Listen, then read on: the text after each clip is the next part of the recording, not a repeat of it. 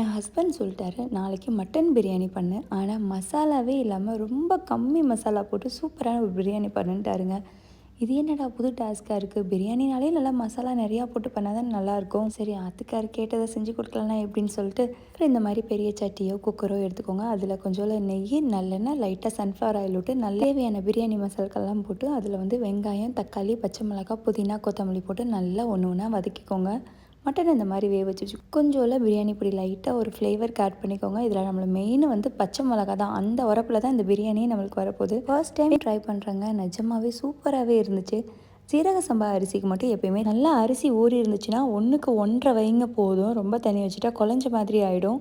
So அதே மாதிரி சூப்பரான பிரியாணி வந்து ரெடி ஆயிடுச்சுங்க. நிஜமாவே நல்லா இருந்துச்சு.